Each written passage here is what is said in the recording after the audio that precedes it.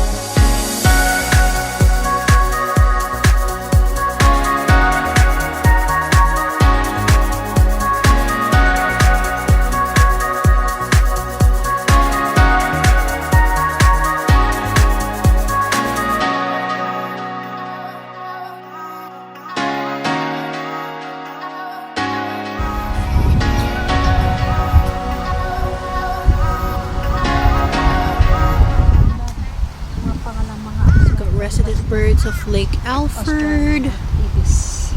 Ibis.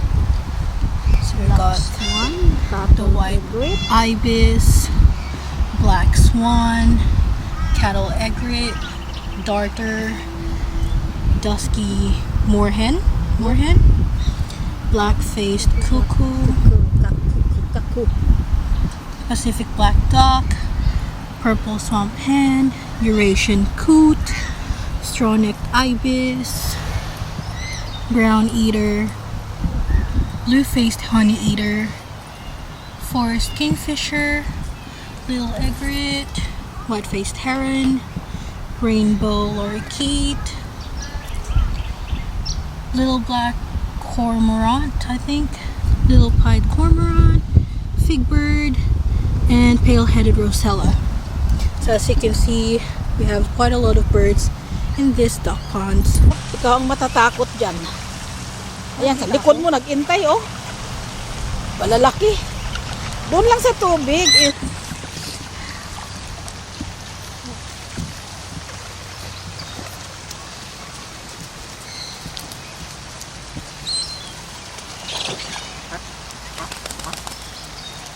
Here you go. Hold on. They're still hungry.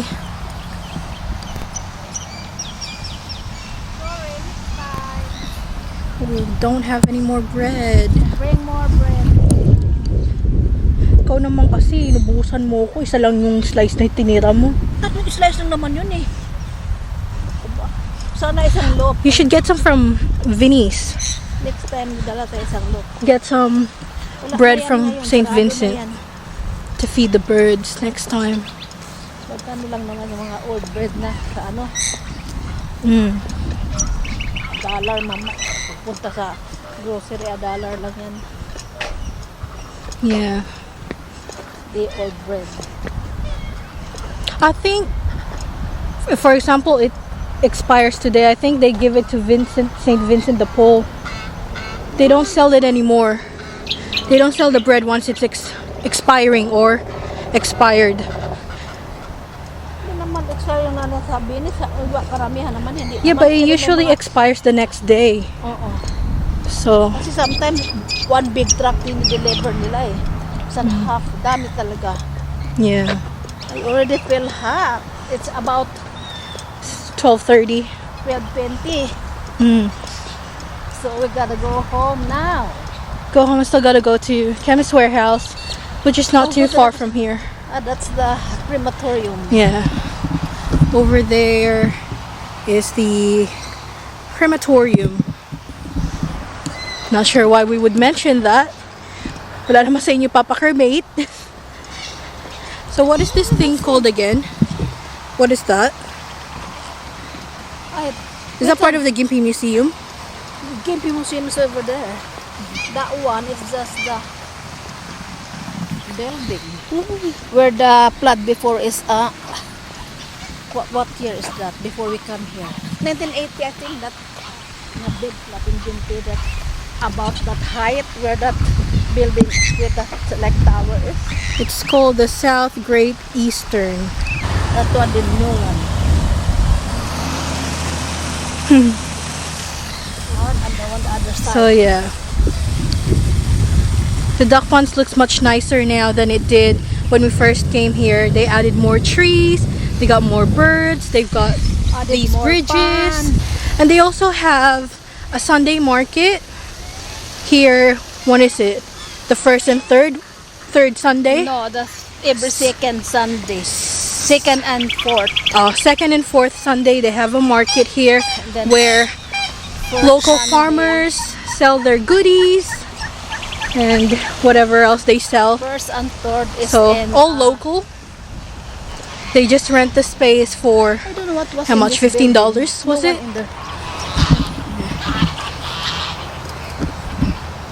A lot of people coming here Yeah. every day. Just hang around, looking the duck, Feeding the ducks. feeding the duck, having their lunch, having their birthday party, Smoko. having barbecue. Yeah.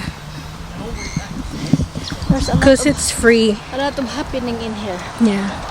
A lot of people go for picnics, birthdays, anything get together. Because they've got quite a lot of benches here. Benches and tables. And it's for free. So you don't have to pay for a venue. And you get to be with nature. So before, when I was in my mid-teens, late teens, I used to come here every time I don't feel okay, whenever I'm feeling a little bit down, had a fight with my parents, some love troubles. I just come here and sit in one of the benches and I'll just chill. Sometimes I have a notebook with me, I write my feelings down and just be one with nature, basically. Ano? Hindi ka magsasalita, ngingiti ka lang. Dumadami na lalo itong mga duck dito. Nasaan kung anong gagawin nila diyan sa duck na yan? Pag Nothing. Because you're not allowed to kill the birds here in Australia. hindi naman bird yan, duck yan eh, itabul yan eh. That's part of birds. Itabul yan eh, o bakit, Edible. Not eatable. Edible. bakit hindi nila pakinabangan? You Mahal can't kaya eat ang those duck. kinds of birds. Kaya ang dami-dami na nila. Ay, ulam na rin yan. Diyos ko, yung ibon nga na ano. Ulam na nga yan. Yan pa kaya, ulam yan. Diyos ko. Kung nasa Pilipinas ka, naulam na talaga yan. But you're not in the Philippines. You're in Australia.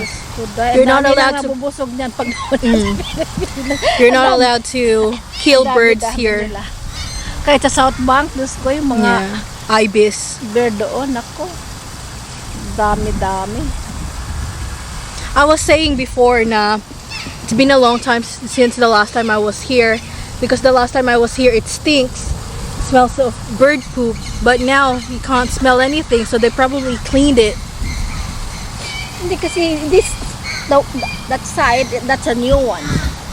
That side. Because before those is only this one here, nothing in that other side, and that side, there's two, is new. Yan naman siya, takbo na naman.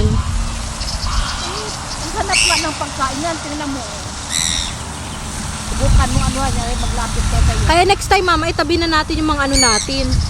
Let's keep our stale bread, our expired bread, so we can feed the birds. Lakad-lakad dito. But it's nice now because it doesn't stink. Before it used to stink a lot. And the water, may lumot-lumot. What is lumot in English? Algae? I'm gay? Char. Algae ata. Yeah, basta may lumot-lumot yung tubig dati. But now it's nice and clean. What? Mulberry tree. So that's torn up with a silk. Mulberry? Yeah. Mulberry tree, apparently. This one. They make silk. Silk? Yes, mulberry ginagawa silk eh. May cocoon doon. Oh yeah, mulberry silk. Yeah. So yun, that's where they have the Sunday markets. May daang-daang bibe akong nakita. Mataba, mapayat mga bibe. Ngunit ang may pakpak sa likod ay iisa. Lahat naman sila may pakpak sa likod. Bakit ganun yung lyrics ng kantang yun? Siyang leader.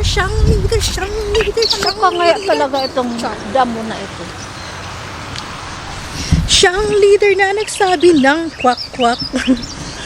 Kanta pa more. Kahit ang pangat ng boses. Ayan, nag-iisa siya dito. Ang lonely. Ay, nagtago. Why are you hiding?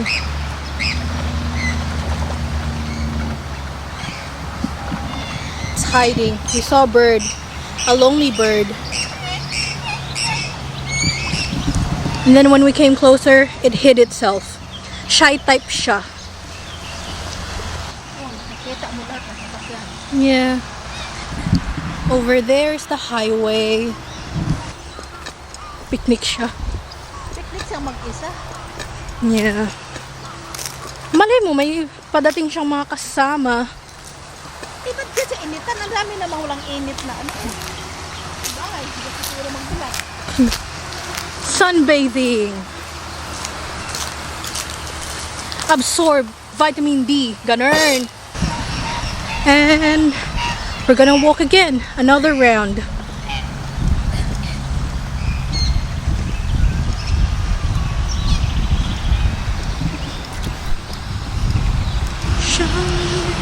Sabi ng kwak kwak. Kwak kwak kwak.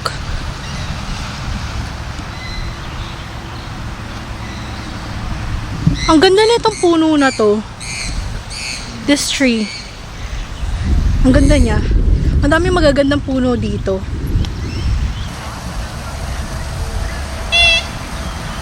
Ay, ang cute nito. Isang duck na to. Oh. Yung may kulay green. Yan ang duck. Oh, cute. Yan ang duck. Yan yung mga liig. Ano yung gansa. Oh, ang cute niya.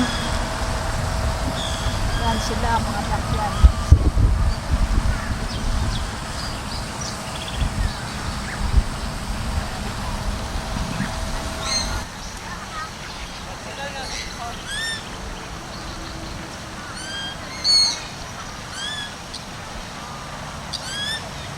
So that is it for the vlog, guys. Here at the duck ponds. I hope you guys enjoyed it. And thank you guys so much for watching. I hope to see you in my next one. Don't forget to stay positive always. Bye!